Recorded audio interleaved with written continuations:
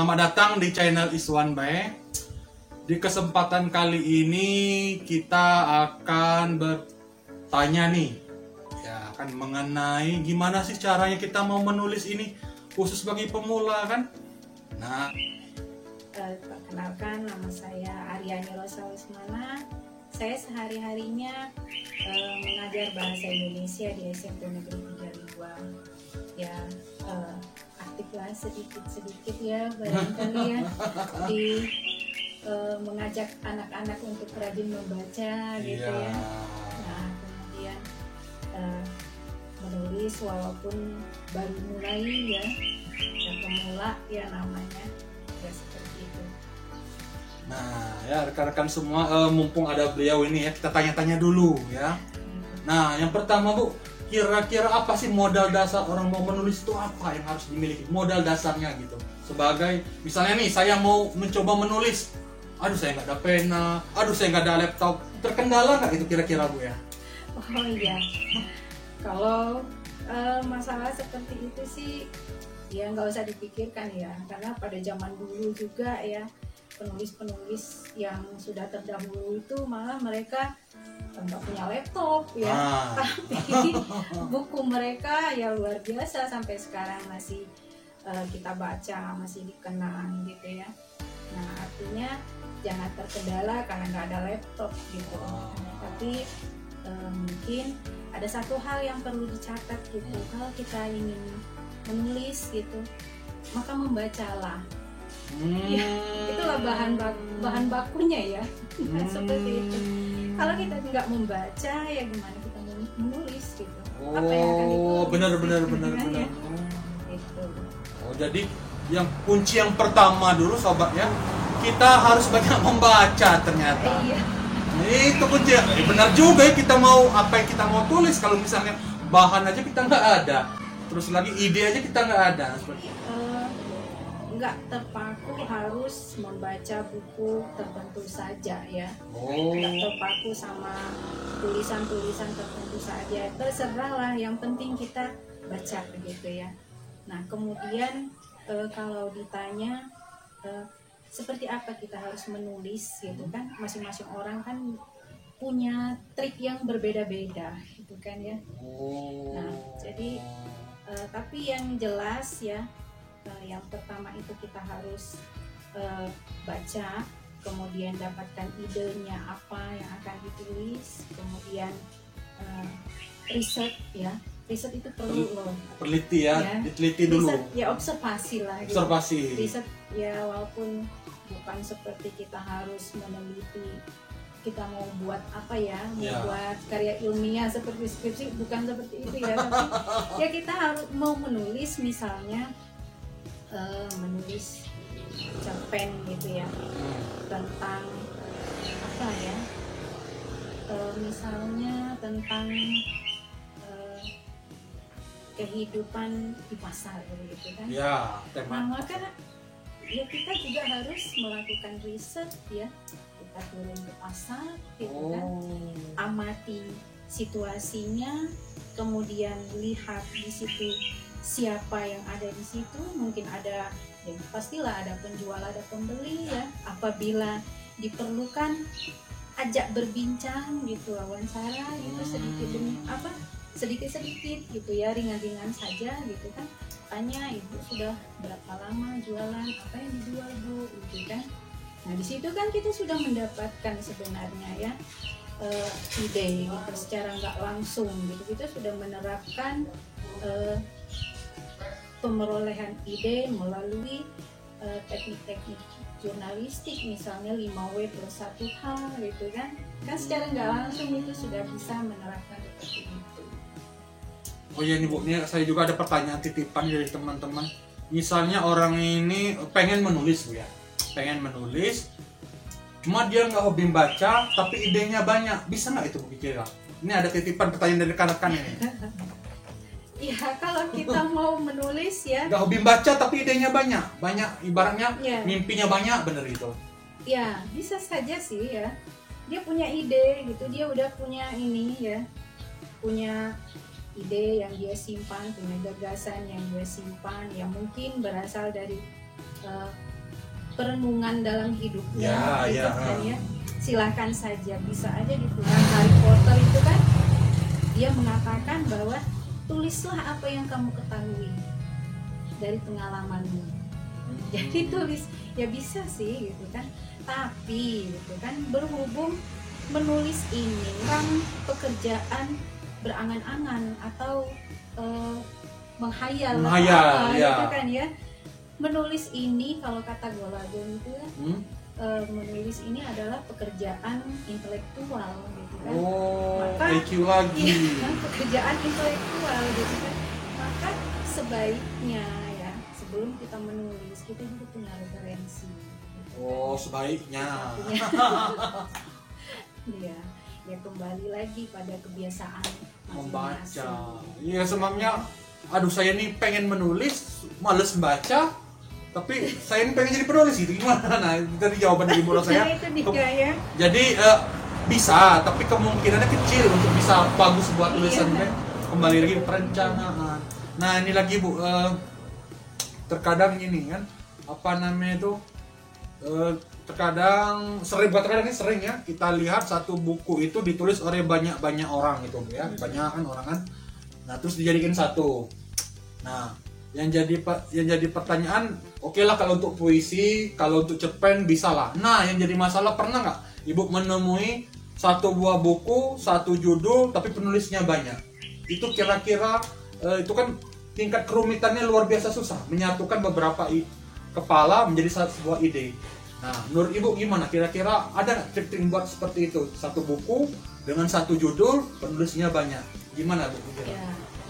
Jadi itu namanya antologi ya. Berarti tulisannya itu sama. Kalau puisi ya berarti puisi semua, cerpen semua, atau esai semua gitu ya. Nah, kemudian mungkin di dalamnya itu dia hanya diberi rambu-rambu tema. Kalau dia esai, misalnya esainya tentang seperti saat ini ya, pendidikan pembelajaran jarak jauh di era pandemi corona misalnya itu kita jadikan tema. Nanti kan masing-masing guru itu membuat esai ya dengan tema itu gitu kan.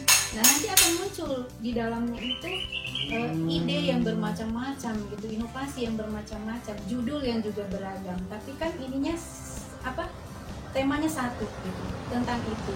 Kemudian nanti dari itu semua kita salikanlah gitu, kira-kira judulnya apa ya, nih yang bisa difilter muncul ya. gitu kan, yang bisa muncul seperti itu.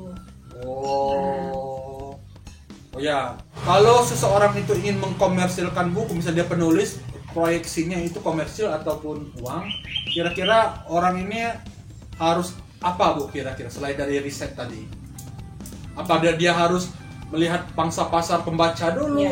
Apakah dia harus riset buku saingan dulu atau seperti apa Bu? Kan pasti lebih banyak tugasnya kan daripada tadi kan, seperti itu. Jadi sebenarnya ya setiap kepenulisan itu ya seyogianya itu dia harus dia memiliki orientasi gitu loh.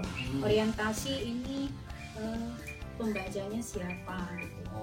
Nah, kalau misalnya kita mau bikin cerpen atau bikin novel ya, fiksi ya, nah seperti itu, dari perencanaan itu kita sudah plot gitu. Ini pembacanya adalah untuk remaja atau untuk keluarga, untuk mahasiswa atau untuk siapa gitu kan ya.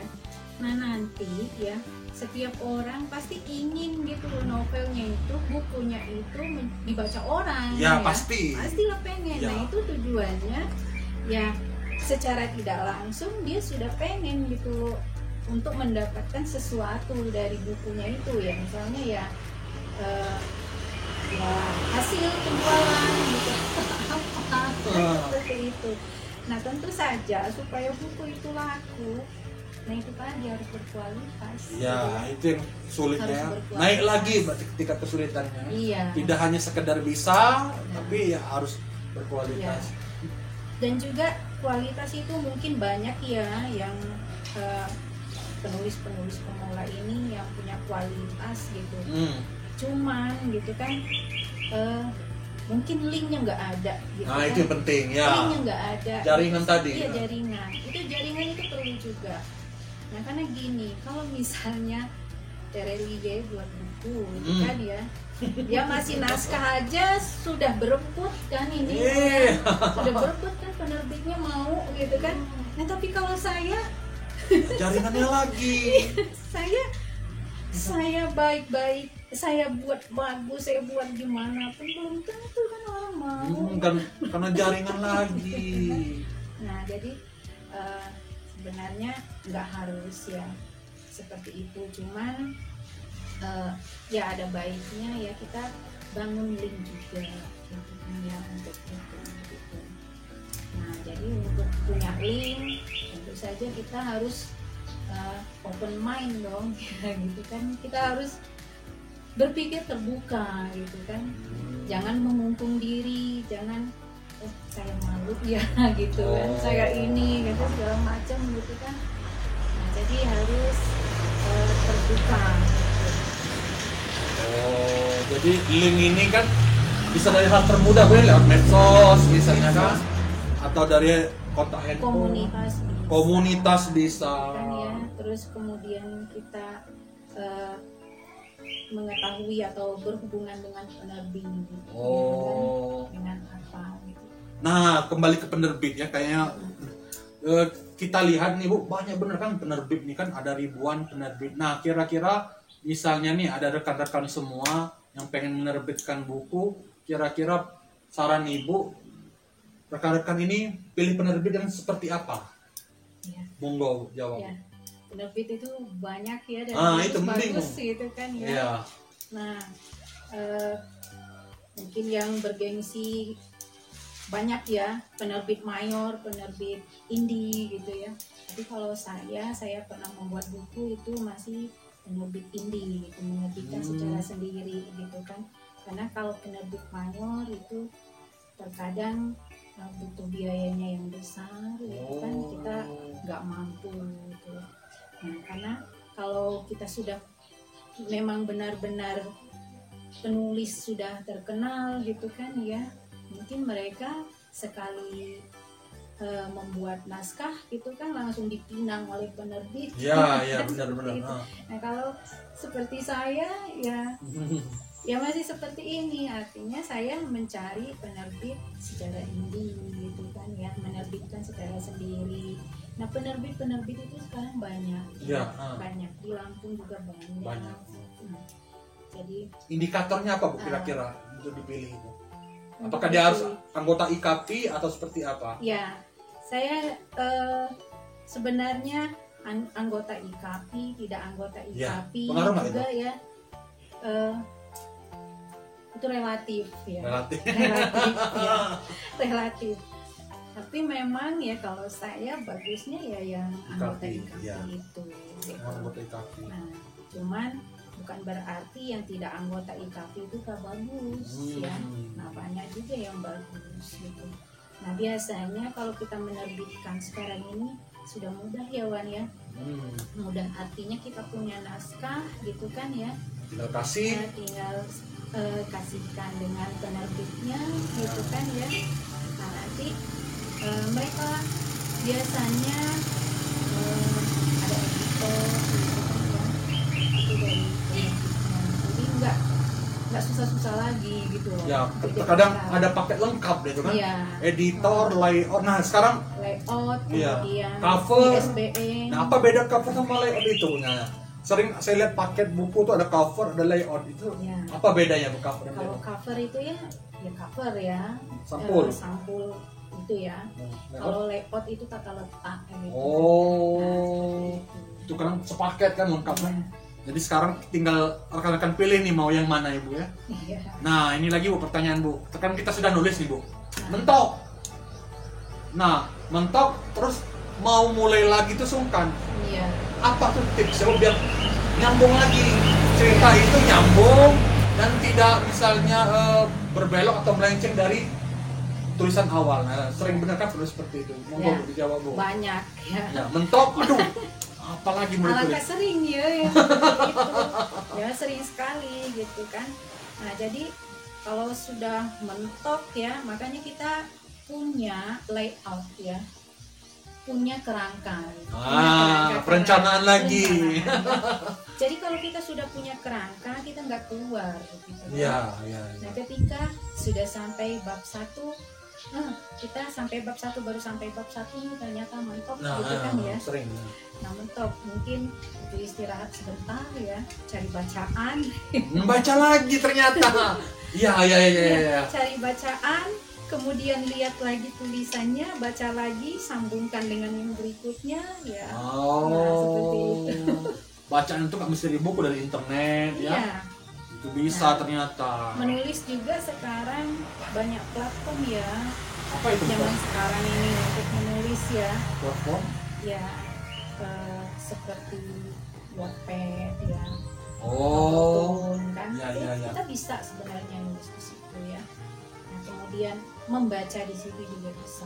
Gitu. Nah, tapi kalau buat anak-anak ya, saya agak ini ya untuk memberikan itu. Mending dikasih buku kan? Iya, mending dikasih buku. Karena ya namanya anak-anak ya, rekan-rekan semua Ya, kita. Kalau kita lihat ya, isinya itu beragam. Beragam. Ya, bagi anak-anak yang belum pandai menyaring ya. Iya, bahayanya seperti itu. Menyaring ya. Itu konten-kontennya mungkin ada konten-konten yang belum untuk anak-anak gitu kan. Bahkan sudah ada di platform tadi. Ya, seperti itu. Jadi gini. Bisa juga menulis di situ. Bisa ya? Bisa jadi penulis di sana juga bisa. Bahkan gini Wan, aku punya pengalaman nih.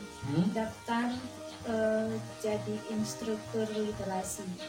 Di mana kok? Di nasional? Di Kemdikbud ya. Di situ harus menyertakan link tulisan kita di internet itu.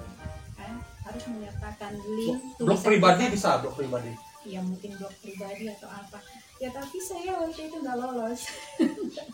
Yang entah kenapa ya. Jadi kembali lagi ke kata Ibu Rosa tadi, baca dulu ya, rekan-rekan semua, baca dan baca. Dalam Islam juga ikro. Iya. Nah, jadi sebenarnya literasi itu bukan hanya zaman baru ada sekarang. Iya. Itu sejak pertama Al-Quran diturunkan, itu Allah itu sudah memerintahkan kita untuk membaca, gitu kan?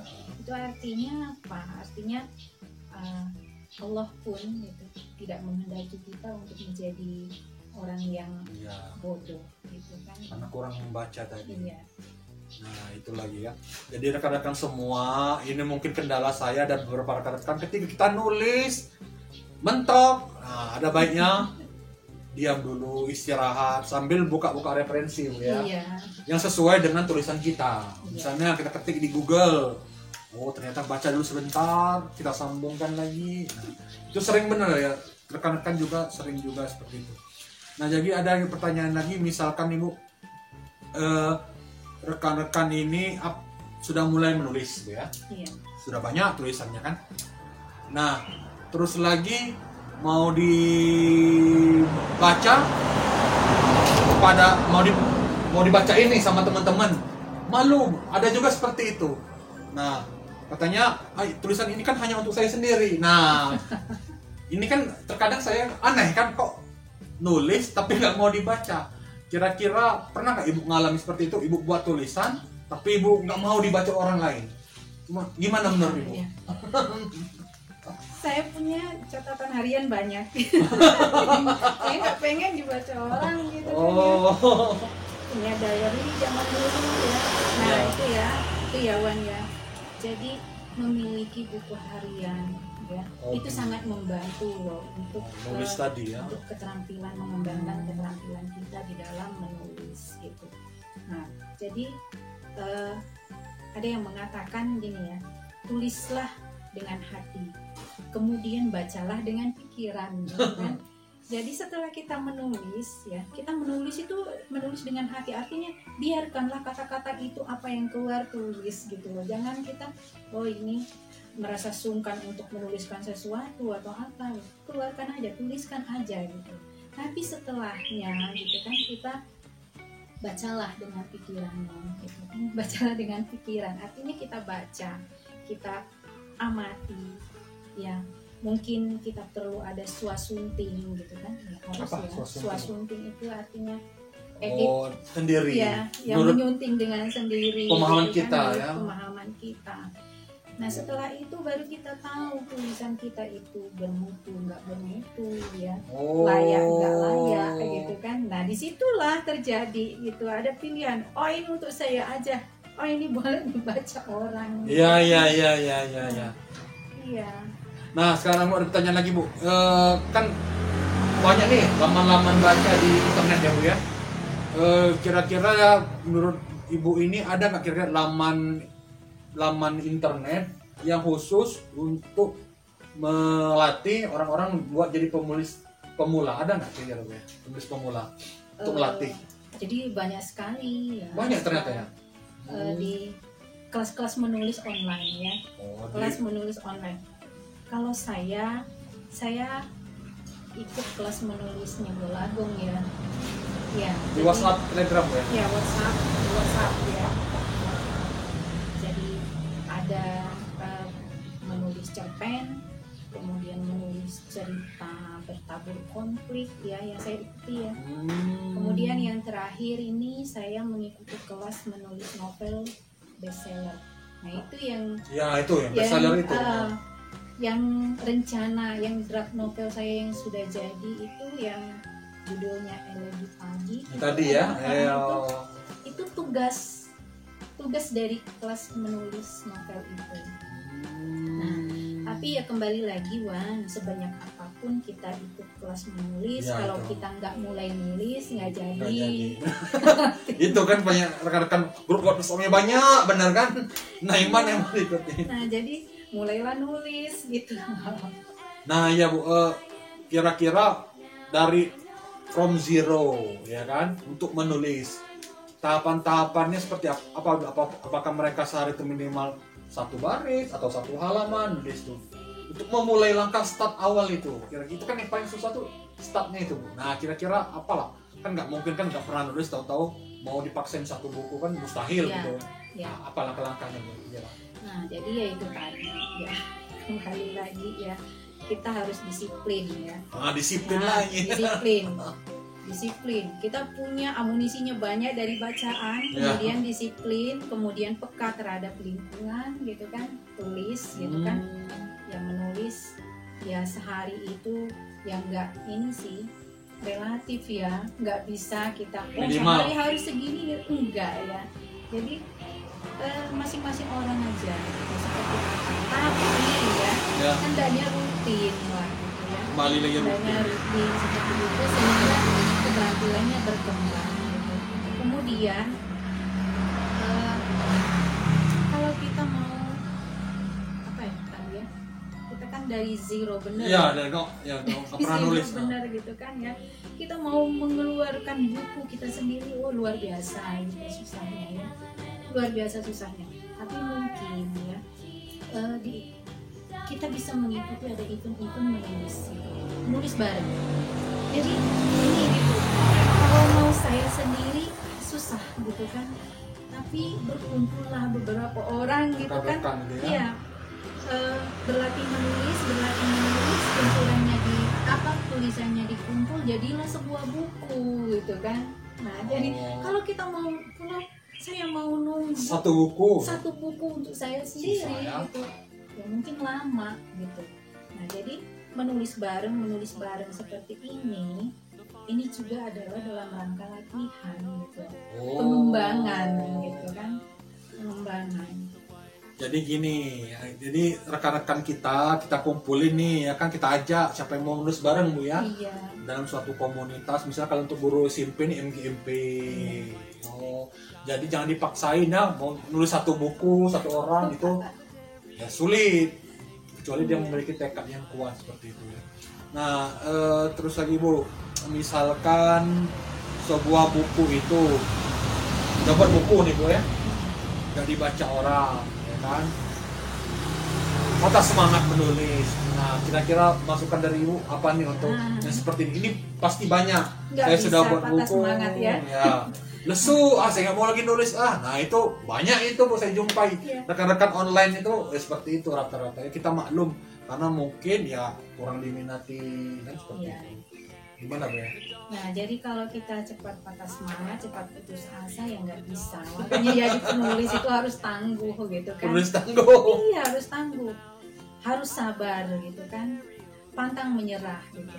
Kalau bab 1 mentok terus menyerah ya bubar gitu kan ya. Atau yang mungkin kita juga harus terbuka. Kenapa sih nggak dibaca gitu kan? Kurang diterima ya. Kurang diterima kenapa? Kenapa? Kan, ya? Nah, di situ kita harus refleksi gitu. Nah, itu makanya sebelum tulisan itu dipublis gitu kan, ya kita kan dibaca kembali, suasunting, kemudian endapkan dulu gitu kan ya. Nah, kemudian periksa lagi, adakah yang harus diperbaiki gitu kan? Kita masih bisa gitu kan ya. Baru setelah kita benar-benar yakin barulah publis gitu kan. Gitu. Nah, itu. Lagian gini Wan, kita jangan terpaku. Oh, nggak dibaca orang berarti tulisan saya jelek gitu kan. Jangan gitu. Ya, kita juga harus punya percaya diri gitu kan ya. Karena gini, kalau kita sudah tahu ilmunya ya, maka yang tahu tulisan kita itu bagus atau jelek ya kita lah gitu kan ya. Kita lah, jadi jangan indikatornya orang, nggak dibaca orang tulisan saya jelek, bukan gitu ya. Karena gitu, jadi kalau kita sudah tahu ya ilmunya gitu untuk menulis gitu, maka yang nanti akan tahu tulisan kita itu bagus atau jelek itu adalah kita. Jangan terlalu terpaku sama kata-kata orang gitu. Yang penting kalau memang ada kekurangan diperbaiki gitu ya. Ada kekurangan diperbaiki. Ada pro kontra ya wajar. Gitu kan? Ada yang suka nggak suka itu wajar. Jangan diambil hati gitu. Iya. Nah, Ibu Rosa ini kan guru bahasa Indonesia nih Bu ya. Nah, kira-kira dalam sebuah tulisan kira-kira materi apa sih yang harus ada dalam sebuah tulisan itu Bu? Misalnya nih, kalau matematika yang pasti ada perhitungnya ya kan. Ada misalnya kalau operasi hitung harus ada perkaliannya. Nah, kira-kira sebaiknya ini Bu sebagai seorang guru bahasa Indonesia, misalnya orang mau buat cerpen, paling familiar kan cerpen kan? Apa sih materi apa yang harus ada? Misalnya apakah majas atau apa gitu Bu ya? Kira-kira. Apakah harus misalnya natural bener, harus ada di belok-belokin dikit gitu, make gimana Bu kira-kira sebagai seorang guru bahasa Bu? Ya banyak ya kalau kita mau menulis itu, mulai dari kosakata, diksi, pemilihan kata, kemudian ejaan ya itu perlu. PUEB sekarang Bu ya? Ya PUEB ya. Dulu EYD. Sekarang PUEB ya. PUEB. Nah kemudian ya mungkin perlu juga gaya bahasa, segala macamnya itu sebenarnya include di situ. Referensi lagi ya. Iya, menyatu gitu loh di situ. Jadi harus dipahami semua gitu. Nah cuman terkadang kalau kita terkungkung sama aturan-aturan gitu pusing sendiri ya, benar. Aturan-aturan yang seperti itu kadang kita mentok itu pasti kalau kita mau terkungkung seperti itu. Nah itu tadi pokoknya tuliskanlah apa yang akan dituliskan gitu. Nah tuliskanlah apa yang kamu ketahui, tuliskanlah apa yang ingin kamu ungkapkan gitu kan ya. Nah setelah itu baru kita baca dengan pikiran gitu. Baca dengan pikiran itu tadi. Nah kemudian kalau kita mau terpaku benar-benar dengan tata bahasa atau kata baku atau ampun itu. Gak jadi kita penulis. Kalau kita nulis fiksi kita nulis fiksi tapi kita terpaku sama tata bahasa, sama kata baku, sama kan hambar sih. Kadang-kadang ya. Fiksi itu kan harus menarik mungkin kan. Kadang-kadang hambar. Di dalam sastra itu ada yang namanya lisensia politika ya.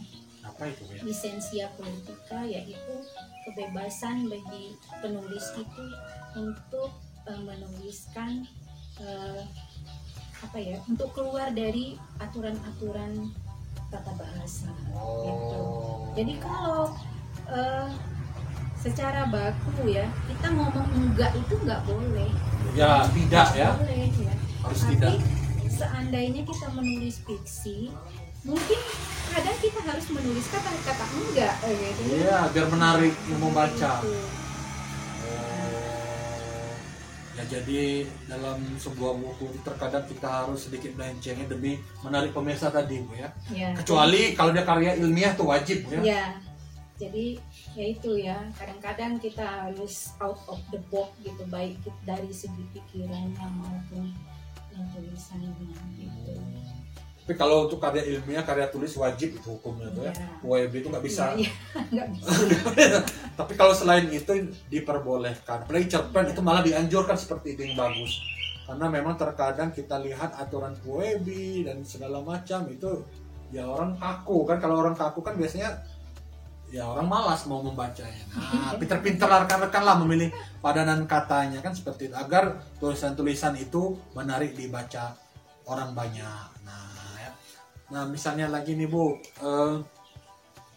kita mau sebuah buku itu kan ada yang tebal, ada yang tipis Bu ya. Nah, selama ini asumsi orang semakin tebal itu semakin bagus bukunya. Apakah benar itu Bu? Atau misalnya ada indikator tertentu sebuah buku itu yang layak dijadikan referensi, atau misalnya yang penting nyambung aja sama cerita saya. Nah, seperti apa itu Bu ya? Jadi sebuah buku dikatakan bagus atau enggak itu berdasarkan tebal tipisnya. Ya biasanya tebal ini kayak biasanya kalau buku luar kan tebal-tebal sih Bu ya. Buku kita tipis-tipis. Ya, tebal tipis yang mungkin tergantung kebutuhan gitu. Wow. Penjelasannya belum selesai ya tambah mungkin, tapi memang ada batasan ya untuk dijadikan dikatakan sebuah buku itu biasanya ada batasan halaman. Ini kalau novel ya itu saya dapat dari Mas Boladong itu ya, novel itu minimal 100 halaman gitu ya. Minimal? Iya. Wow. 100 halaman itu minimalnya gitu kan. Nah, kemudian kalau buku biasa itu kalau nggak salah apa ya 50 halaman dia bisa dikatakan sebagai buku. Jadi indikator novel itu lebih berat daripada indikator buku ya? Ya, dan kalau novel itu kan fiksi ya. Ya, fiksi. Nah, kadang-kadang fiksi itu ya, buku-buku fiksi itu dia lebih matang gitu. Ya. Lebih matang. Ya bukan berarti yang lain enggak.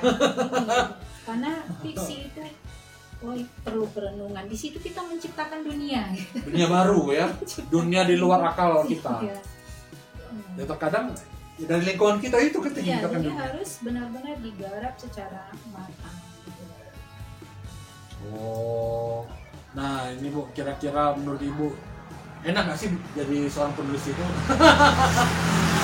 Kira-kira enak, apa sih enaknya dan apa sih yang enggak enaknya? Nah, ini kesan dan pesan lah kalau istilahnya kalau untuk siswa kita. Pesan dan kesan. Nah, ini juga atau plus minusnya menjadi seorang penulis itu biar rekan-rekan semua dapat berbagi juga untuk yang lainnya seperti itu. Apa kira-kira plus minusnya? Ya, menulis itu enak lah. Enak. Iya, yang jelas menulis itu kalau bagi saya ya bukan berarti apa ya. Kalau saya nggak berani ngomongin saya penulis ya. jadi kalau saya menulis itu enak, menyehatkan gitu kan ya, karena kita itu terkadang memiliki suatu ganjalan gitu, nggak selamanya bisa kita ungkapkan gitu. Kalau saya tulis gitu kan. Saya tulis. Kalau ditulis keluar semua warna. Nah, jadi bisa jadi salah satu terapi kalau biasanya. Oh, ya. Terapi dalam diri kita misalnya kita sama orang tulis selesai itu. Kemudian bisa mengabadikan pengetahuan, mengikat ilmu. Takutnya lupa. Ya, menjadi penulis sama dengan artis ya. Sama dengan jadi artis dikenal orang. Ya, dikenal gitu kan. Kemudian ya dengan tulisan kita nanti akan ada sampai nanti, ya itu menjadi keabadian bagi kita gitu kan ya. Nah, kemudian ya sebenarnya nggak ada minusnya ya. Masalah uang Bu, gimana tuh?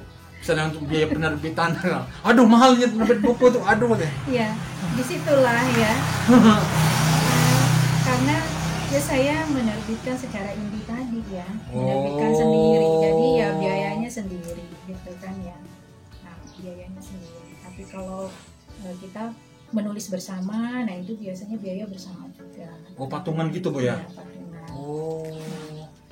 Jadi, tapi asik ya asik-asik aja. Jadi setiap tulisan itu jadi ya, walaupun itu sedikit ya, ketika tulisan itu selesai leganya luar biasa gitu ya, kan. benar. Enak loh gitu. Sama kayak buat video lah. Oh iya. Gitu. Kamu bikin video ya Bang. Lega. Leganya luar biasa, kayaknya apa ya, bahagia bener gitu. Bahagia.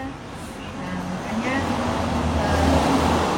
ya saya kalau untuk siswa-siswa ya, saya mengajak ayolah membaca gitu kan ya. Ya, literasi lagi. Literasi lagi. Kenapa?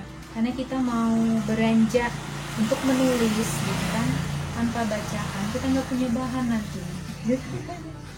Nggak punya bahan. Jadi sebenarnya yang penting saat ini adalah kita membaca. Budayakanlah membaca gitu kan. Nanti setelah kita biasa membaca, banyak loh ide itu muncul gitu kan ya. Dan nanti akan lancar dengan sendirinya gitu kita menulis gitu kan. Kembali lagi hobi membaca lagi sobat ya. Aduh. Jadi sebenarnya Wan ya, kalau kita mau menulis nggak bisa ditawar, kita harus membaca. Kembali lagi tuh ya. Baca. Kalau malas baca mau jadi penulis itu, aduh. Iya. Itu. Nah, misalnya nih Bu, yang mau menerbitkan buku kira-kira berapa? Ada yang paling murah itu range-nya berapa lah harganya? Misalnya nih, saya mau menerbitin buku nih, cari yang murah, berkualitas. Sepengetahuan Ibu, berapa lah harga paling murah untuk menerbitkan sebuah buku? Kalau SWA tadi kan maksudnya? Iya. Ya 1.500.000 lah ya. Wow. Yang murah gitu kan ya. Dapat apa aja tuh 1.500.000 ya? Ya dapat buku. ISBN ya. ISBN. Cover, layout ya. Layout gitu. Berapa buku dikasih Bu biasanya? 2 ya. Tergantung dengan jumlah halaman. Biasanya kalau dia di bawah 100 biasanya dapat sekian gitu kan untuk harga itu gitu. Kalau di atas 100 biasanya dapat sekian gitu ya. Gitu ya. Ada yang seperti itu. Tapi ya kembali lagi ke sistem penerbitnya. Ya masing-masing penerbit punya aturan sendiri gitu. Ya. Yang paling enak paket lengkap Bu ya. Ya. Jadi di sana ada editornya, ada layoutnya. Kalau udah ada editor berarti tulisan acak-acakan bisa diperbaikinya gitu maksudnya. Atau gimana? Sebenarnya ada pakai editor, layout, cover, SBN. Iya. Berarti kita gitu apa? Enggak semesti itu. Kalau tulisannya hancur juga susah juga. Oh, bisa ya? Walaupun ada editor ya. Jadi walaupun ada editor jangan kita, nanti kan ada editor, iya. Tulisannya segini aja. Enggak gitu juga, Wan. Iya. Paket lengkap kan? Iya. Jadi di situ paling apa yang diperbaiki di editor tuh ya? Iya, biasanya ya mungkin segi ejaan ya atau apa gitu kan. Diperbaiki. Nah, karena kalau dia mau ngubah isi tulisan biasanya dia nggak mau juga. Iya. karena itu pasti mengubah isi keseluruhan. Iya.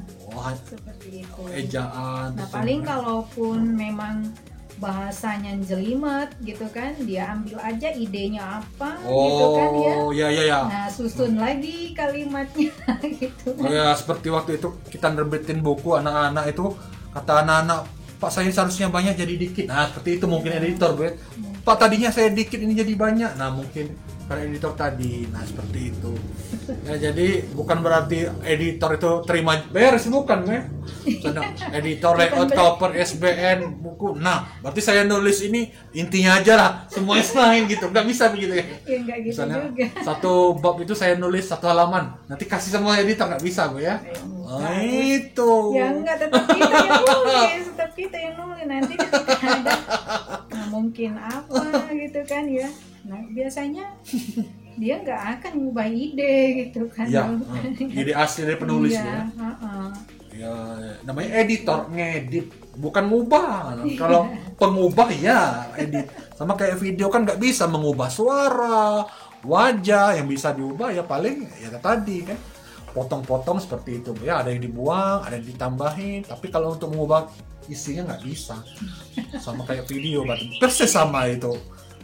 Jadi penulis dan pemvideo sama berarti. Nah ya iya, jadi untuk anak-anak kita menulis ini bisa diwariskan Bu ya, untuk mereka juga nanti, untuk mereka. Nah, baik, sepertinya cukup seperti itu aja Bu ya. Mudah-mudahan video ini bermanfaat ya. Jadi kalau ada pertanyaan ketikkan di kolom komentar ya.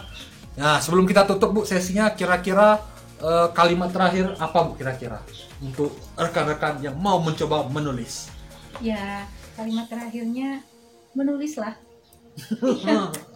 Ya nggak ada obat Tuhan kita mau jadi penulis kecuali menulislah. Ya nggak action nggak jadi lah. Berencana ya. Berencana terus gitu kan. Kita udah tahu hafal gitu secara teori ya. Tips menulis atau teori menulis kita sudah hafal. Kalau kita nggak nulis Nggak jadi banyak. Nggak jadi. Maksud saya juga seperti itu. Teori udah tahu tapi males juga. Tapi kembali lagi jangan lupa membaca. Udah. Biar nggak Iya. tadi lagi ya. Jadi itulah pesan dari Bu Rosa tadi ya. Jadi menulis dan jangan lupa membaca. Iya. Oke, semoga bermanfaat ya. Jangan lupa like, komen, dan subscribe channel ini karena itu sangat membantu kreator channel. Sampai jumpa di video selanjutnya. Saya akhiri. Wassalamualaikum warahmatullahi wabarakatuh. Salam sukses.